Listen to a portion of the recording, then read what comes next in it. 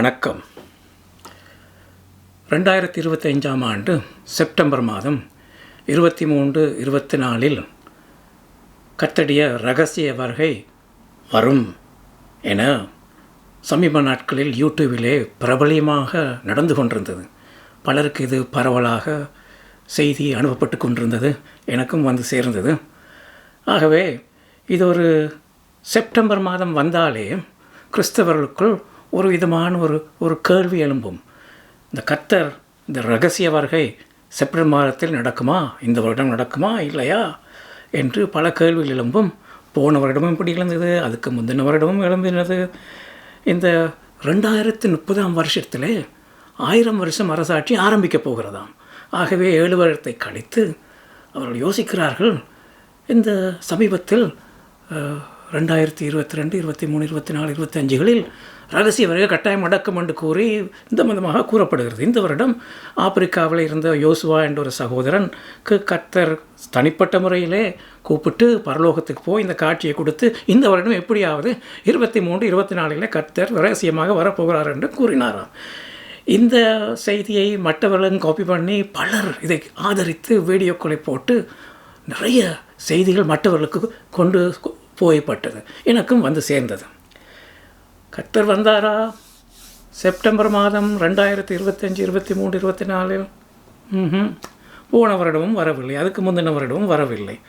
அப்படி என்றால் இவர்கள் ஏன் இப்படி இந்த செப்டம்பர் மாதம் வந்தால் இதை குறித்து கூட பேசுகிறார்கள்? இதற்கும் யூதருடைய பண்டிகைகளுக்கும் தொடர்பு உண்டு.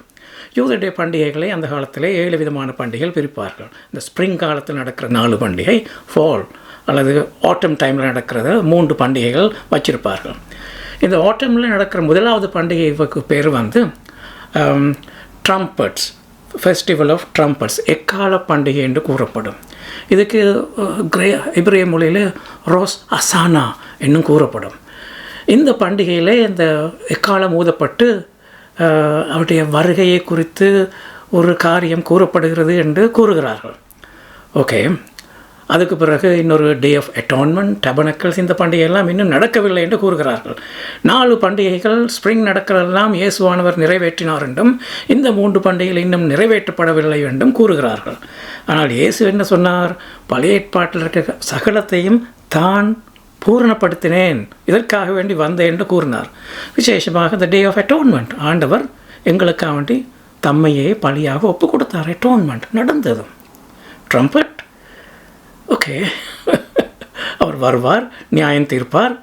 ஆனால் அதுதான் இரகசிய வருகை என்று இயேசுவானவரும் சொல்லவில்லை. ஓகே, சரி. இப்போ இதை வேதத்திலே இந்த இயேசுவானவர் இரகசிய வருகையை பற்றி பேசும் பொழுது அநேகமாக இதை நம்புகிறவர்கள், ஒரு சாரார் கிறிஸ்தவர்கள் இரகசிய வருகை ஒன்று உண்டு, அதுக்கு பிறகுதான் பகிரங்க வருகை ஒன்று உண்டு என்று வருகையை 2ஆக பிரிக்கிறார்கள். ஆனால் அநேகர் கிறிஸ்தவத்திலே இயேசுவானவர் வருகையை 2ஆக பிரிக்க தேவையில்லை, அவருடைய வருகை ஒரே வருகைத்தான், சொல்லாமல் கொள்ளாமல் வருவார், இதுதான் அவருடைய வருகை என்று நம்புவர்கள் தான் நிறைய பேர் இருக்கிறார்கள். சரி, இந்த பகிரங்க வருகையை குறித்து பேசுகிறவர்கள் வேதத்தின் எடுக்கும் பாகம் என்னவென்றால் 1 தெசலோனிக்கேயர் 4ஆம் அதிகாரம் 13 தொடக்கம் 18 வரை. இதைத்தான் அவர்கள் ஆதாரமாக, முக்கிய ஆதாரமாக வைத்து பேசுவார்கள். அதை முதலில் வாசித்துவிட்டு இதில் என்னத்தான் கூறுகிறது என்று நாங்கள் சற்று அவதானிப்போம். 1 தெசலோனிக்கேயர் 4ஆம் அதிகாரம் 13 தொடக்கம் 18 வரை. அன்றையும் சகோதரரே, நித்திரை அடைந்தவர்கள் நிமித்தம் நீங்கள் நம்பிக்கையற்றவர்களான மற்றவர்களைப் போல துக்கித்து அறிவில்லாத கிடக்க மனதில்லை. இயேசுவானவர் மரித்து பின்பு எழுந்திருந்தார் என்று விசுவாசிக்கிறோமே, அப்படியே இயேசுவுக்குள் நித்திரை அடைந்தவர்களையும் தேவன் அவரோட கூட கொண்டு வருவார். கர்த்தருடைய வார்த்தையை முன்னிட்டு நாங்கள் உங்களுக்கு சொல்லுகிறதாவது, கர்த்தருடைய வருகை மற்றும் உயிரோடு இருக்கும் நாம் நித்திரை அடைந்தவர்களுக்கு முந்திக் கொள்வதில்லை.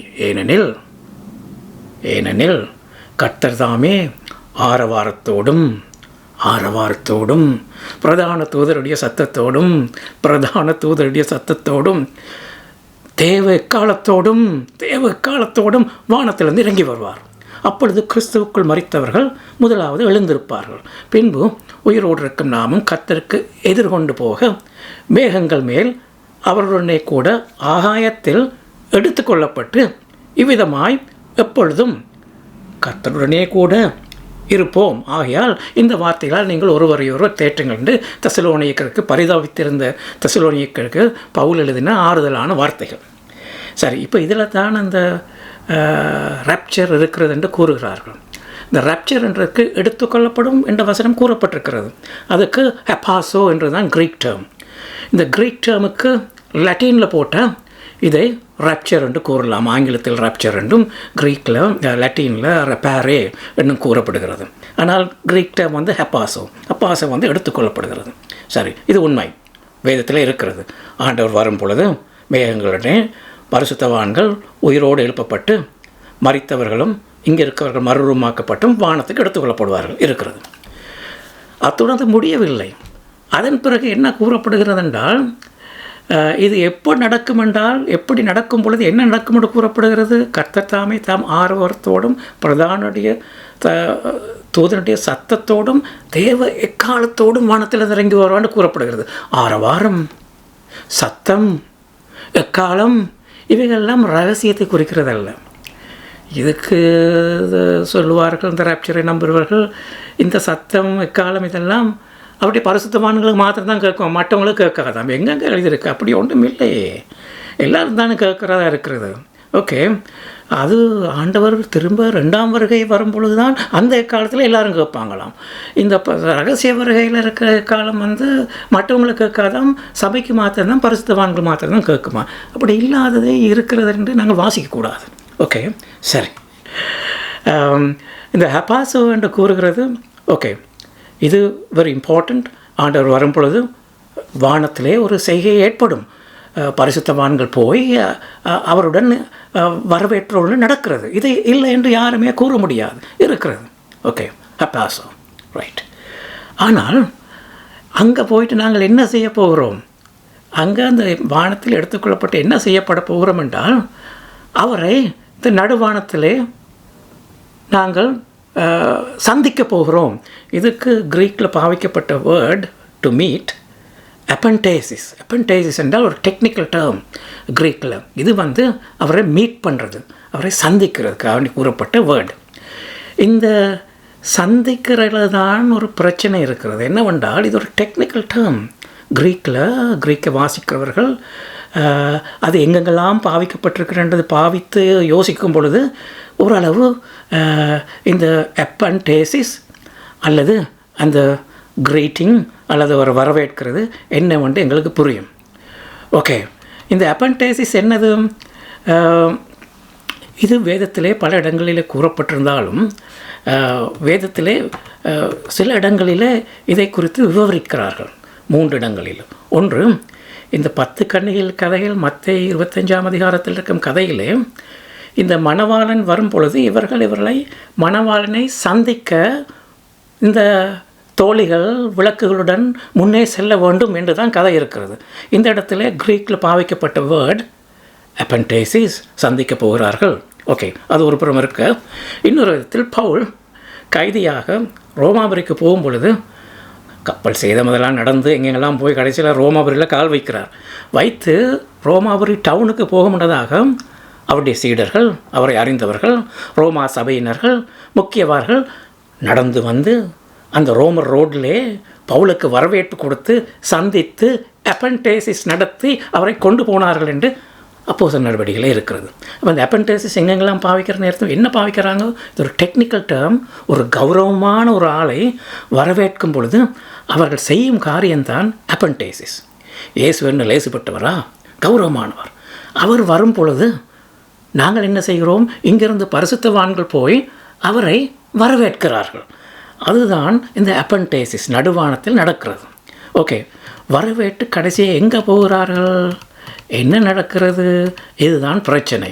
ஓகே, பின்பு உயிரோடு இருக்கும் நாமும் கர்த்தருக்கு எதிர்கொண்டு போக மேகங்கள் மேல் அவர்களுடைய ஆகாயத்தில் எடுத்துக்கொள்ளப்பட்டு இவ்விதமாய் எப்பொழுதும் கர்த்தருடனே கூட இருப்போம். இங்கே கூறப்படலை அவர் வந்துட்டு திரும்ப பரலோகத்துக்கு போகிறதாக அது கதை இல்லை.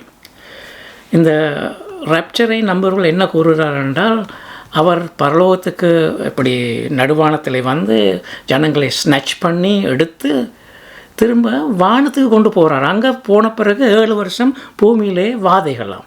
அதுக்கு பிறகு தான் 7 வருஷத்துக்கு பிறகு போனவங்கெல்லாம் திரும்ப மகிமையாக வந்து 2ஆம் வருகையில் வந்து 1000 வருஷம் அரசாட்சி நடக்கும் என்று கூறுகிறார்கள். இப்போ இங்கே தான் வித்தியாசங்கள் உண்டு. ரப்சர் இல்லை என்று யாருமே கூறவில்லை. ரப்சர் எனக்கு இப்போ என்ன நடக்க போகிறது? வானத்துக்கு போகிறாங்களா, பூமிக்கு வர்றாங்களா? இதுதாங்க பிரச்சனை.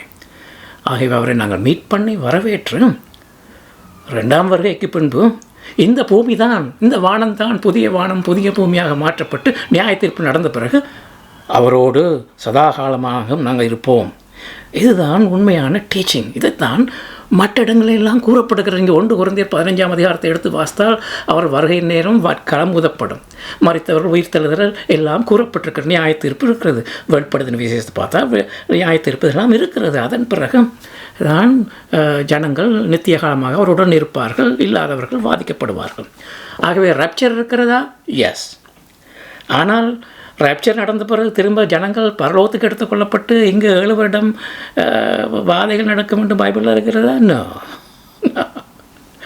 ஓகே, இதுதான் நடக்கும் ஒரு காரியமாக. இந்த ரேப்சரை நம்புறதுனால தான், இந்த மாதிரி நண்பர்னால தான் இந்த ஒவ்வொரு செப்டம்பர் மாதம் வந்தால் இந்த ரேப்சர் நடக்கப் போகிறது என்று ஜனங்கள் கூறிக்கொண்டிருக்கிறார்கள்.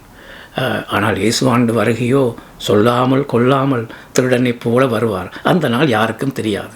இதை குறித்து நாட்கள் கூறினவர்கள் வைத்தவர்கள் நிறைய பேருக்கு நடந்தது பெரிய ஏமாற்றம். இந்த முறை செப்டம்பர் மாதம் 23, 24 பெரிய ஏமாற்றம். அடுத்த வருஷமும் இது நடக்கும், போன வருடமும் நடந்தது.